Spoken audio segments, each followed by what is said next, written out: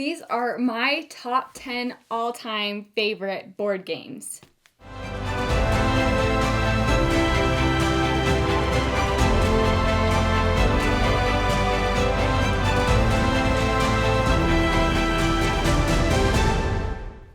Alright everyone, welcome back to After Evenfall, a channel all about inspiring you to embark on adventures from home. Today we are going to go through my top 10 games of all time. Now again, these are my personal opinions. I happen to love these games and I just wanted to share them all with you guys. So first off, I have two honorable mentions here. I've actually played these games since, well, kind of three honorable mentions, yeah. I've played these games since I created my list, and they probably would have made it onto the top 10 not top 10, onto the top 100 if I had played them before I set up my whole list, but I didn't. So these honorable mentions are Aqua Garden, which is a super cute little, it's kind of set collection. I don't know. You've got like this little board out in front of you, and of course my table's disgusting today. But you have this little board in front of you, and you're like moving around collecting fish to add to your aquarium. You're trying to earn the most money and to have like the best aquarium by the end of the game. It's super cute, and I love all the meeples. There are so many expansions to it. I finally got my copy in the mail not too long ago. I got Ostia as well. I haven't played that one yet though. And yeah, so Aqua Garden is one of my honorable mentions. The other one is Moon Rollers. Moon Rollers is the dice and easier version of Moon Rakers. Now, Moon Rakers is by Ivy Studio. Both games are by Ivy Studios. Moon Rakers is this negotiation game. The negotiation part is not in Moon Rollers no, it's not in Moon Rollers. You're rolling dice, you're putting them on the cards, you're trying to fulfill the requirements so that you can take the card and earn prestige and stuff. It's super fun. Played it with my in-laws. We love it. Also, Critter Kitchen. I got that one in the mail not too long ago. I've only played it once through. It's super cute, super fun. And so those are my honorable mentions.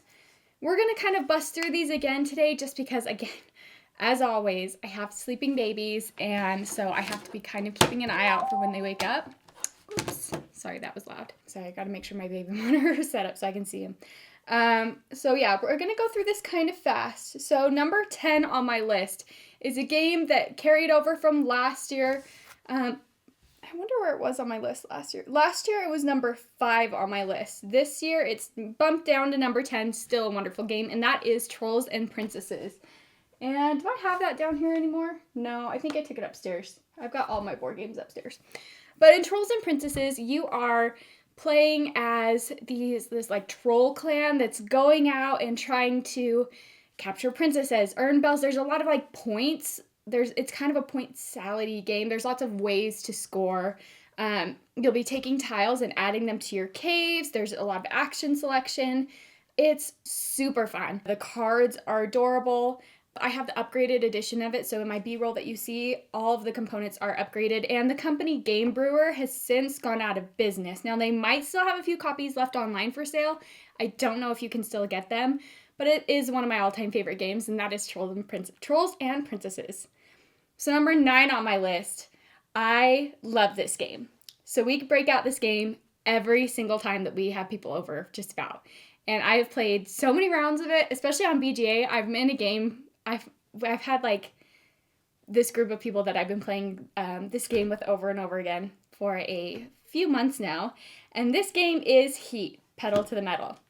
Now in Heat, you're playing as race cars. This is like the most true to racing game I've ever played. You have cards in the middle that are your Heat cards, and those are like how hot your engine is.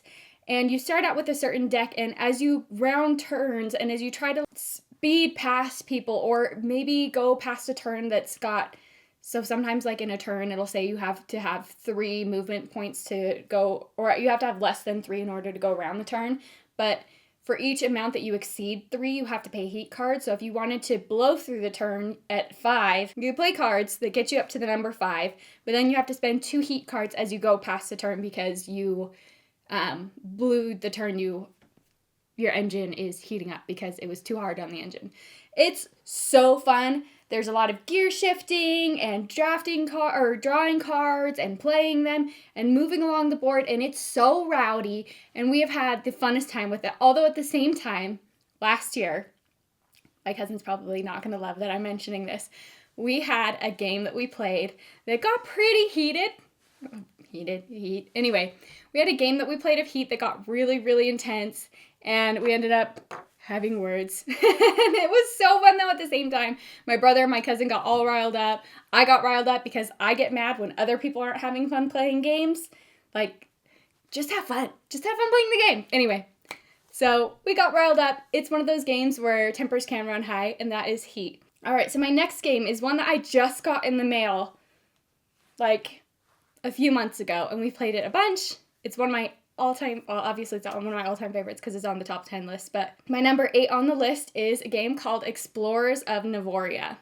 Now, in Explorers of Navoria, you have cards over, okay. Now, in the Explorers of Navoria, there is a bag of tokens that you'll be drafting from. And when you draft tokens, you will draft 2 at a time. You'll pick one that you want to take cards from, like one row that you want to take cards from, and then the other one goes into a center pool. Alternatively, if you're not first player, you can draw from that center pool and place that down on cards to draft cards.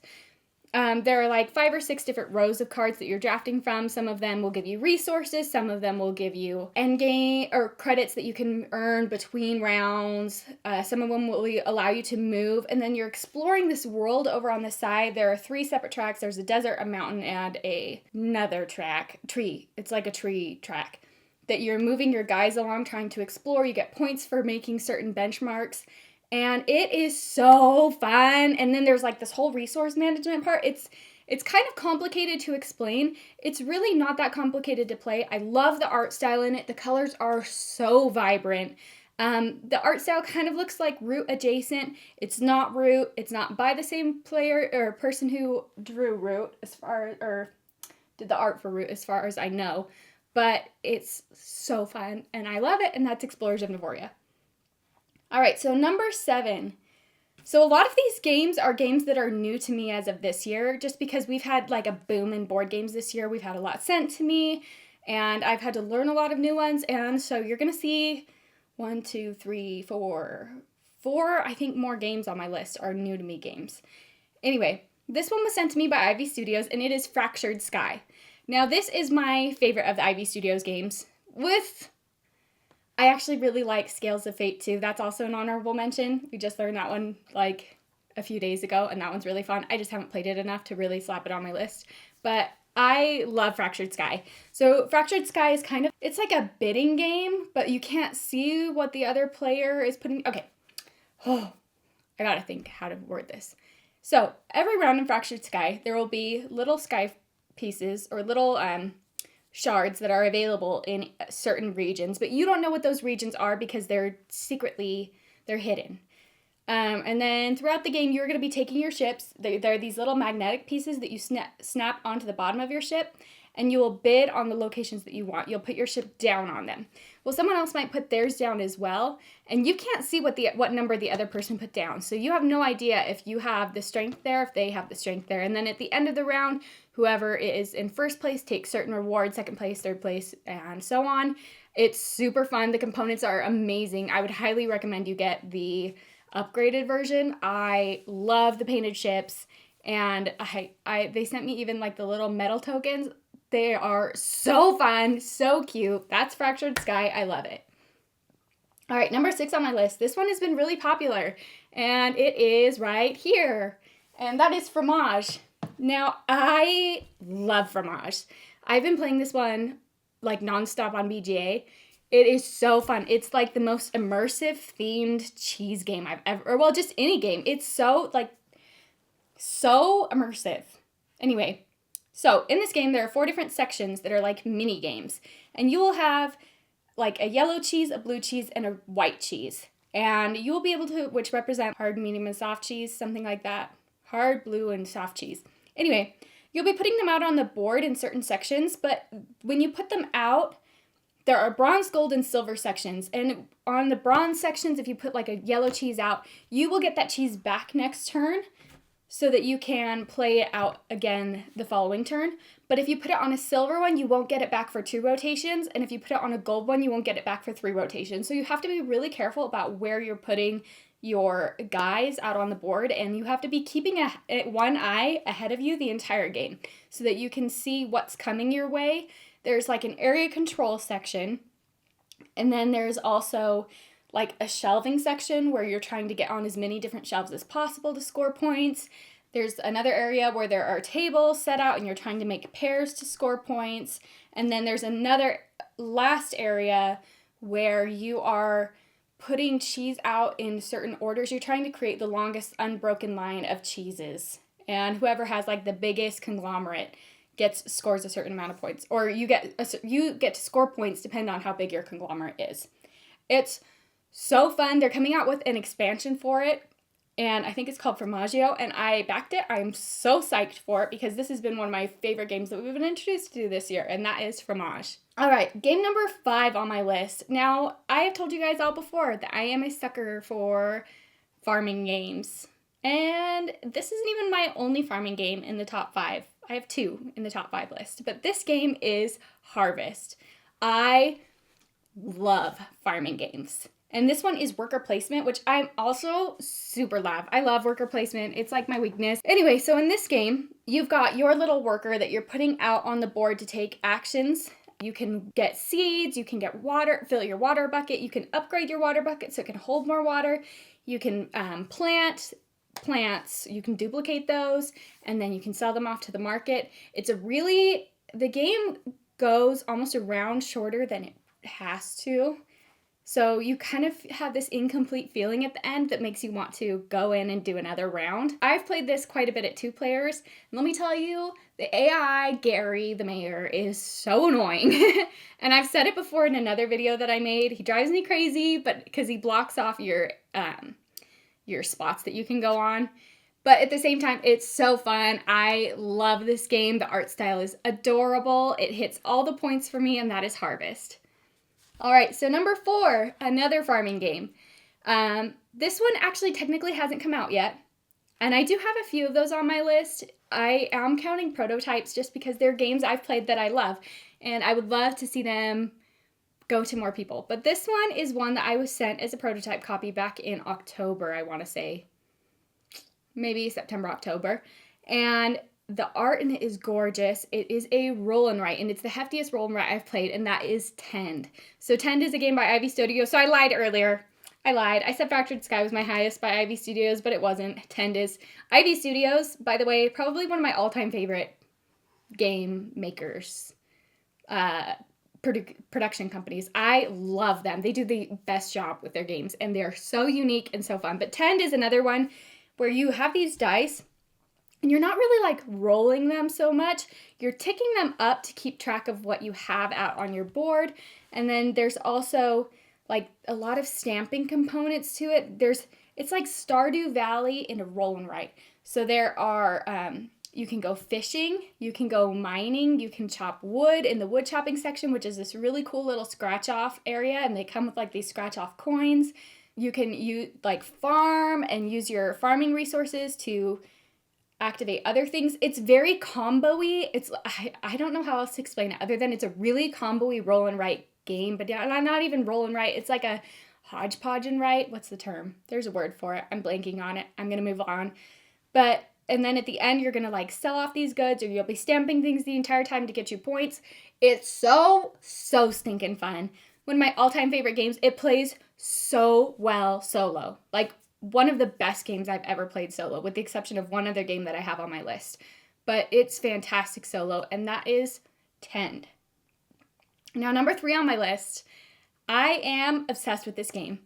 I have played, including my old account on BGA that accidentally, I had like a login problem, and so I had to lose my old account, and I got a new account. So between those 2 accounts plus in-person plays, I've probably played over 150 games of this year.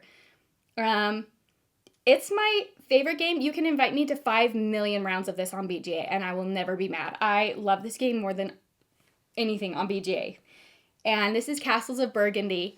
So people who play against me on BGA know that I'm super impartial to this one. I will invite anyone to this one. It's my favorite. But in this game, there are tiles on a main board that you'll be rolling dice and then using those dice to draft certain tiles. So if I roll a 5, I have to draft one of the 2 or 3 tiles that's on the section. A 5 in particular in a 2-player game is either going to draft you a yellow tile or a gray tile.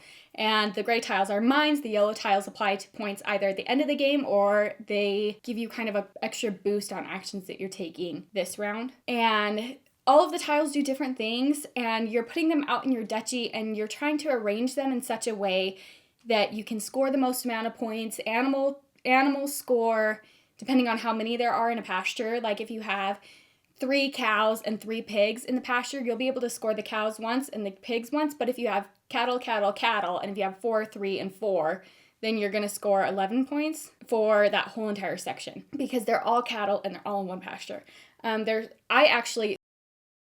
So little like tidbit of information about Castles of Burgundy. Almost every time, whoever goes after the animals wins the game. Almost every time, it's not every time, but whoever goes after the animals and has the tiles in their game, 90% of the time, I feel like they are going to win the game. Now for me, I do not play that way. I know I should, like in the back of my mind, but I cannot bring myself to care about the animals. I like the buildings. I like the buildings because they give you a combo turn. You put down like a castle, and then not a castle, you get to put down like a church building, and then that church building will allow you to draft either a mine or a castle off the board or a yellow token, and those are fantastic. Or if you put a castle out on the board, like a green castle, then you get to do another free action, and I love those combo-y turns. They are my favorite. I love Castles of Burgundy. It's so fun. Like, I just love it. So yeah, if anyone wants to invite me on BGA, I will probably likely accept really quickly. And that is Castles of Burgundy. All right, so game number 2 on my list is one that I didn't get to play as much as I wanted to this year. These last 2 games are actually both like that. I played this one a lot at the beginning of the year. The other one I have not played hardly at all this year. But anyway, my number 2 on my list is a game called Search for Planet X. Now, I know this is not everyone's cup of tea, but this is a deduction game where it's an app-driven game as well, where you have an app on your phone that correlates with a board out on the table, and the idea is you're like mapping out the sky, and you're trying to find this Planet X that could be anywhere in any of the sectors. But there are certain rules for where things have to go. So comets have to be in odd-numbered sectors, or dwarf planets are always next to each other, 4 dwarf planets are always within 6 sections of a sector. Or, what was the other one? Meteors are always in pairs. That's what I meant. Or asteroids. Asteroids, meteors? I don't know.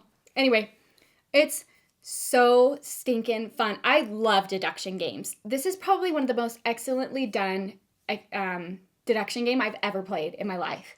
And I love it. Like when I was growing up, for backstory a little bit, my mom we were not allowed to watch TV in the car if we went on long drives. And we would drive down to Arizona a lot. I have a lot of extended family down in Arizona.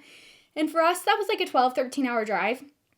And my mom would not let us do anything other than play the ABC game where you look at license plates and you try to find all the letters of the alphabet eventually. Or we were allowed to take these deduction puzzles that like were books, and we would play those the entire drive, where it would give you like clues, and then there was this little square out or this little grid out in front of you, and you try to figure out who was attached to what house or what car, or based off of this little short story that they give you, you try to find out what everyone was doing in the short story. Anyway, we would do that a lot. I got super into them. My sister got super into them. And ever since then, I have loved deduction style games. Search for Planet X is another one that does really, really well at 1-player count. If you want to just play against the automa, you can. The only hard thing about it is, I feel like for me, the AI generator guy on the phone is much better at the game than I am. But I still love it. It is it's seriously such a good game. I love it so much. And I was actually really nervous to even get it out the first time. We had it on our shelf for probably 3 years before I even played it for the first time. And I never looked back. I love it so much. And that is the Search for Planet X. All right, so number 1 on my list. This is one that was number 1 on my list last year. Will probably be number 1 on my list for the rest of my life. I should probably just graduate it to like a star tier level and just not put it on my list anymore, just so everyone know that this is my favorite game, and that is Root. Now, Root is an asymmetric faction-based game with these warring factions.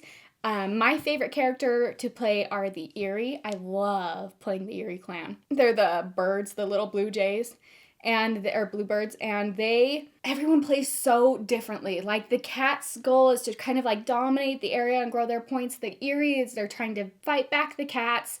There's the Alliance that's trying to just disband it all, and then the Vagabond that just kind of goes around, does his own little thing. Kind of is annoying. But I love the Eerie because you have to manage this like turmoil section. You'll have this leader, and you'll be sliding cards under certain sections throughout the entire game.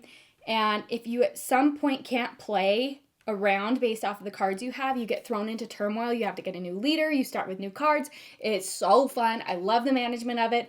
And that is a small portion of the game Root. Now, there are so many factions. They just did a Kickstarter for another set of factions, and I already have all of them. I have everything for Root, even like the 3D upgraded stuff that you can get off of Etsy. So, of course, I had to back this because why stop now at collecting all the Root things? I even have like little meeples that I 3D printed. This is one, and then I like painted the little eyes on. And I love Root so much. And that is my #1 game. All right, thank you everyone for joining me today. I had so much fun making this video. I hope you enjoyed watching it. And please don't forget that I am a Harbor Loot affiliate. So if you guys would like to check out any of their merchandise, I've got they do dice stacking stuff. They have a lot of really cute little dice that they sell. I love their dice mats. They're fantastic. I love the slanted sides. If you guys want to check that out, their link is in my description. I also have an Amazon affiliate link in my description for any of the games that I've listed in any of my Board Game Bites videos or some of my favorite games videos. And you can go ahead and check that out. I hope you guys all have a wonderful day, and I hope to see you again here in the After Evenfall community.